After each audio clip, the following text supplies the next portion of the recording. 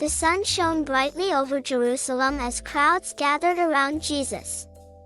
People from every corner of the city came to listen to him teach. Among them were religious leaders, teachers of the law who studied God's commands every day. They had heard of Jesus' wisdom, his stories, and his powerful words. But some of them weren't happy with how the people followed him and wanted to challenge him. One day, as Jesus spoke with the people, a group of Pharisees, experts in the law, whispered among themselves. They wanted to test Jesus, to see if he would stumble over a difficult question. One of them, a lawyer known for his sharp mind, stepped forward, his robes swishing with every step. He looked at Jesus and asked, "Teacher, which is the greatest commandment in the law?" The people grew quiet, waiting for Jesus' answer. There were so many laws, hundreds of them, guiding how people lived. Which one would he say was the most important? Everyone watched Jesus closely. Jesus didn't hesitate. He looked at the lawyer with kindness and then turned his gaze to the crowd. With a calm, steady voice, he answered, "The most important commandment is to love the Lord your God with all your heart, with all your soul, and with all your mind." The lawyer nodded slowly. This was a commandment they all knew well. It was at the core of their faith. But Jesus wasn't done. He continued, "The second is like it, love your neighbor as yourself." The people exchanged glances, whispering among themselves. This, too, was part of God's teaching. But hearing Jesus bring these two commandments together was powerful. Jesus looked at everyone, making sure they understood. All the law and the prophets depend on these two commandments, he explained. In other words, loving God and loving others were at the heart of everything God wanted from his people. A young boy in the crowd, holding his mother's hand, listened carefully. He thought of how he could show love to God and to others.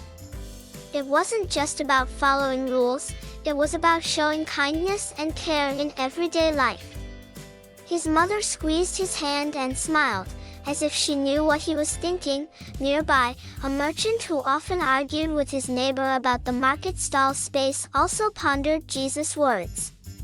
If loving God meant giving his heart and mind to him, then loving his neighbor meant treating others with kindness, even those he found difficult. The merchant's brow furrowed as he considered how he might change his ways. In another part of the crowd, a woman who often cared for the sick thought about the many people she served. By showing love to them, she realized she was showing her love for God, too.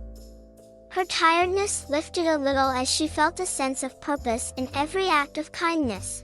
As Jesus finished speaking, people began to see that love was not a small part of their faith, it was at the very center of it.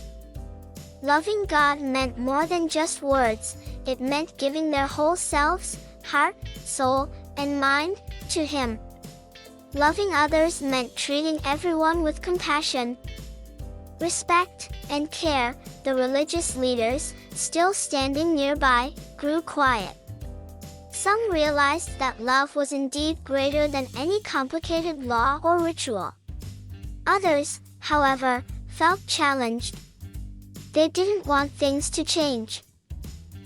But for the people who truly listened to Jesus, his words took root in their hearts. As they walked home, they thought of how they could love God more deeply and how they could show love to others. Some helped their neighbors carry heavy loads. Others spoke kind words where there had been harshness before. Children shared their food with those who had none.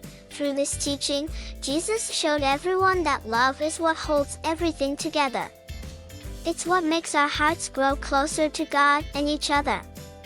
When we love, we follow the greatest commandments of all, and we make the world a better, kinder place, just as God intended. Bye for now. Be sure to like and subscribe.